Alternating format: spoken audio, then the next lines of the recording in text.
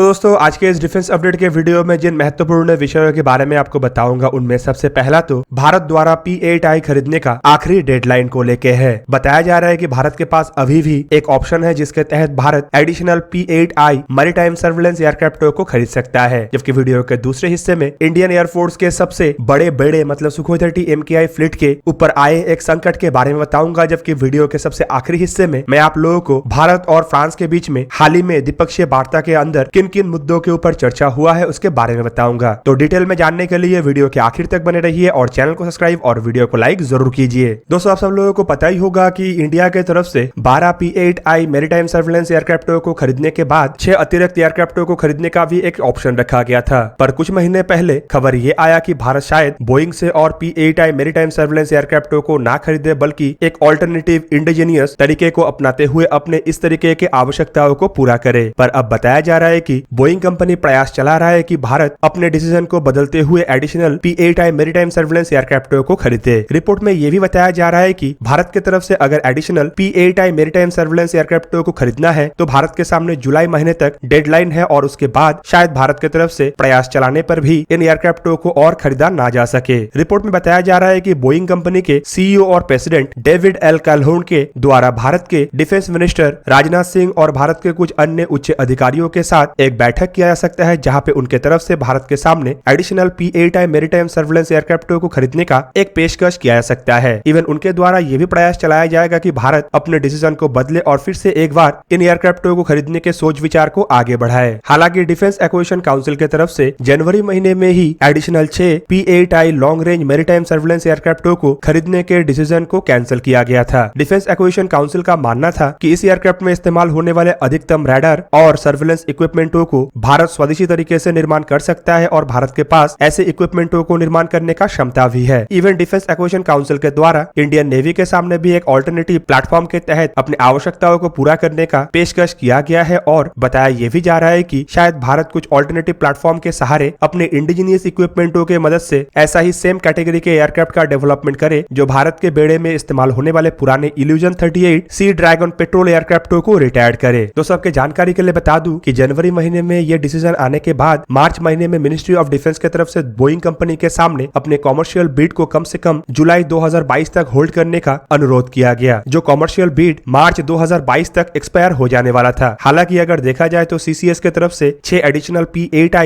एयरक्राफ्टों को बोइंग से खरीदने को लेके ऑलरेडी क्लियरेंस दिया गया था। दोस्तों यहाँ पे आपके जानकारी के लिए बता दूं कि इंडियन नेवी में ऑलरेडी 12 ऐसे सर्विलेंस एयरक्राफ्ट इस्तेमाल हो रहा है जो एंटी सबमरीन, एंटी सरफेस और कई तरीके के मिशनों को अंजाम दे सकता है। इवन दोस्तों बोइंग के ये P-8I मैरीटाइम सर्विलेंस एयरक्राफ्ट इतना अधिक कारगर है कि डोकलाम के क्राइसिस के समय और भारत के साथ चाइना के लद्दाख में स्टैंड ऑफ के दरमियान भी इसका इस्तेमाल किया गया था। इवन इन एयरक्राफ्टों का इस्तेमाल करके भारत समुद्र के अंदर लंबे दूरी तक नजर भी रख सकता है और कई बार ऐसे खबर आ चुका है कि इन एयरक्राफ्टों का इस्तेमाल करके चाइनीज नेवी के जो जहाज भारत के समुद्री सरहद के नजदीक आता है उनके ऊपर भी निगरानी रखा जाता है। दोस्तों रिपोर्ट में यह भी बताया जा रहा है कि एडिशनल 6 P-8I मैरीटाइम सर्विलेंस एयरक्राफ्टों के डील को और मजबूत तरीके से आगे बढ़ाने के लिए बोइंग की तरफ से भारत में P-8I के मेंटेनेंस, रिपेयर और ओवरऑलिंग सर्विस को भी सेटअप करने का ऑफर किया जा सकता है। इवन ये भी ऑफर किया जा सकता है कि एशिया पैसिफिक में जो भी देश इस तरीके के एयरक्राफ्टों का इस्तेमाल करता है वो भारत के इस फैसिलिटी का इस्तेमाल कर सके। दूसरी तरफ ये भी बताया जा रहा है कि बोइंग के CEO के इस मीटिंग में भारत के सामने नेवी के आवश्यकताओं को पूरा करने के लिए F-18EF एयरक्राफ्टों का भी बिक्री का ऑफर रखा जा सकता है और साथ ही साथ एयरफोर्स के आवश्यकताओं को पूरा करने के लिए KC-46 टैंकर एयरक्राफ्टों के ऑफर को भी रखा जा सकता है। दोस्तों अब चलिए वीडियो का दूसरा हिस्सा मतलब सुखोई 30 MKI फ्लीट के ऊपर आए संकट के बारे में जानते हैं। दोस्तों आप सबको पता ही होगा कि इंडियन एयरफोर्स के बेड़े में सबसे अधिक मात्रा में इस्तेमाल किए जाने वाला एयरक्राफ्ट असल में रशियन सुखोई 30 MKI है और सुखोई 30 MKI एयरक्राफ्टों के अवेलेबिलिटी को बरकरार रखने के लिए रशिया और भारत के बीच में एक लॉन्ग टर्म एग्रीमेंट भी हुआ है जिसके तहत रशिया के द्वारा स्पेयर पार्ट्स के सप्लाई को और टेक्निकल असिस्टेंस को अब तक बरकरार रखा गया है। पर बताया जा रहा है कि रशिया और यूक्रेन के इस लड़ाई के कारण शायद स्पेयर पार्ट्स के सप्लाई में असुविधाएं आ सकता है जो एक तरीके से इंडियन एयरफोर्स के लिए घातक होगा और इंडियन एयरफोर्स के बेड़े के जो सुखोई 30 MKI है उसके अवेलेबिलिटी रेट को घटा सकता है। इवन कुछ सोर्सेस का तो यह भी कहना है कि अगर स्पेयर पार्ट्स के सप्लाई में बाधा आता है तो इंडियन एयरफोर्स के बेड़े के सुखोई 30 MKI के कुछ स्क्वाड्रन ग्राउंडेड भी हो सकता है। रिपोर्ट के मुताबिक प्रेजेंट सुखोई 30 MKI एयरक्राफ्टों के अवेलेबिलिटी रेट करीबन 60% है। मतलब हर समय 100 में से 60 एयरक्राफ्ट कॉम्बैट मिशन के लिए रेडी रहता है, जबकि बाकी के एयरक्राफ्ट आइदर उस दरमियान दरमियान मेंटेनेंस, ओवरहॉलिंग या फिर रिपेयर में रहता है या फिर स्पेयर पार्ट्स के अभाव के कारण ग्राउंडेड रहता है। और दोस्तों बताया जा रहा है कि अगर ये स्पेयर पार्ट्स के अभाव को जल्दी दूर नहीं किया जाता है और रशिया और यूक्रेन के इस लड़ाई के कारण इसमें और भी बाधाएं आता है तो ये संख्या घट के 50% तक भी हो सकता है। हालांकि इसके संभावनाएं भी अधिक है क्योंकि रशिया और यूक्रेन के इस लड़ाई के कारण रशिया के ऊपर कई तरीके के प्रतिबंध लगाया गया है और इकोनॉमिक्स प्रतिबंध के साथ साथ रशिया का भी ऐसे स्पेयर पार्ट्स का काफी अधिक आवश्यकता है, जिस कारण सप्लाई चेन में बाधा आ सकता है। इंडियन एयरफोर्स की तरफ से अपने सुखोई 30 MKI के बेड़े को उड़ान भरने लायक बना के रखने के लिए इन्वेंट्री मैनेजमेंट को अपनाया जा रहा है। जबकि दोस्तों बताया ये भी जा रहा है कि वर्केबल पार्ट्स के कंज्यूमशन को घटाने के लिए भी इंडियन एयरफोर्स की तरफ से काम किया जा रहा है और अगर तय समय पे सप्लाई को रिस्टोर नहीं किया जाता है तो इंडियन एयरफोर्स की तरफ से सुखोई 30 MKI एयरक्राफ्ट के फ्लाइंग आवर्स को घटाया जा सकता है। जबकि इंडियन एयरफोर्स के सामने एक ऑप्शन के रूप में अपने ऑलरेडी ग्राउंडेड हो चुके एयरक्राफ्ट के पार्ट्स का भी इस्तेमाल का संभावनाएं है, जबकि स्पेयर पार्ट्स के सप्लाई बरकरार होने पर इन एयरक्राफ्टों के उन पार्ट्स का आपूर्ति करते हुए एयरक्राफ्टों को फिर से रिस्टोर किया जा सकेगा। फिलहाल दोस्तों रिपोर्ट के मुताबिक अभी तक सिचुएशन एक्सट्रीम कंडीशन में नहीं गया है, लेकिन रशिया और यूक्रेन के ये लड़ाई शायद भविष्य में कंडीशन को एक्सट्रीम तक ले जा सकता है। दोस्तों अब चलिए वीडियो के आखिरी हिस्से मतलब प्रधानमंत्री नरेंद्र मोदी के फ्रांस दौरे के बाद फ्रांस और इंडिया के बीच में जो द्विपक्षीय चर्चा हुआ है उनमें कौन कौन सा डिफेंस मुद्दे को लेके बात हुआ है उसके बारे में जानते हैं। फिलहाल तो दोस्तों प्राइम मिनिस्टर नरेंद्र मोदी के इस विजिट में कौन कौन से मुद्दे के ऊपर मुखरता से चर्चा हुआ है उसके बारे में ज्यादा कुछ जानकारी नहीं आया है, लेकिन कुछ सोर्सेज की तरफ से बताया जा रहा है कि भारत और फ्रांस के इस द्विपक्षीय चर्चा का फोकस था